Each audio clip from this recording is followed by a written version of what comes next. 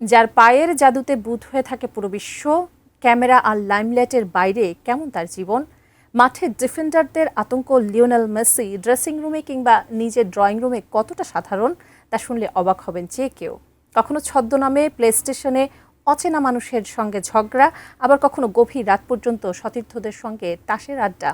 মাঠের বাইরের মেসির অন্যরকম জীবন নিয়ে বিস্তারিত জানাচ্ছেন বদিউজ্জামান মিলন। বল পায়ে তার এক একটি ড্রিবলিং যেন ডিফেন্ডারদের জন্য সাক্ষাৎ আতঙ্ক। কিন্তু আটলান্টিকের ওপারে ক্যামেরার ফ্ল্যাশ লাইটের আলো যখন নিভে যায়, তখন বিশ্বজয়ী লিওনেল মেসি কেমন। ইউরোপীয় সংবাদ মাধ্যম মার্কাকে দেওয়া এক সাক্ষাৎকারে মেসি নিজেই ফাঁস করেছিলেন তার এক অদ্ভুত শখের কথা। অবসরে প্লে স্টেশনে অনলাইন ফুটবল গেম খেলতে বসেন এই আর্জেন্টাইন মহাতারকা।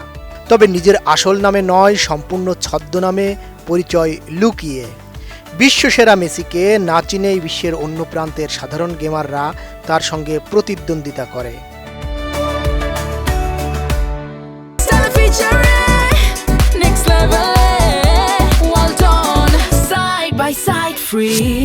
মেসি বলেন, আমি পরিচয় লুকিয়ে অনলাইনে গেম খেলি।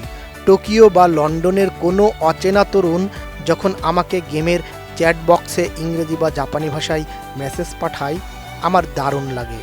তবে বিশ্বজয়ী হলে কি হবে, গেমিং দুনিয়ায় হারলে কিন্তু মেজাজ ঠিক রাখতে পারেন না লিওনেল মেসিও।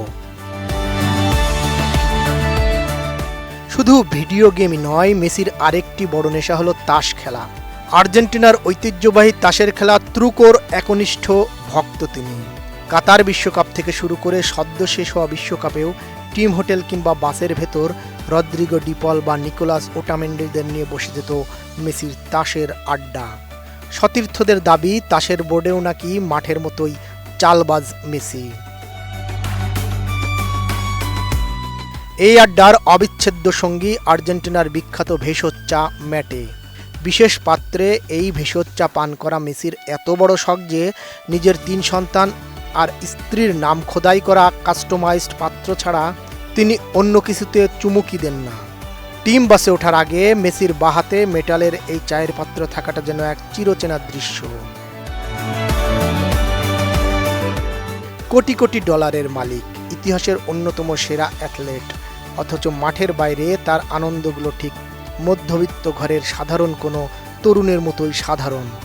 আর এই অতি সাধারণ জীবনযাত্রায় হয়তো লিওনেল মেসিকে পৃথিবীর বুকে করে তুলেছে অনন্য, অসাধারণ।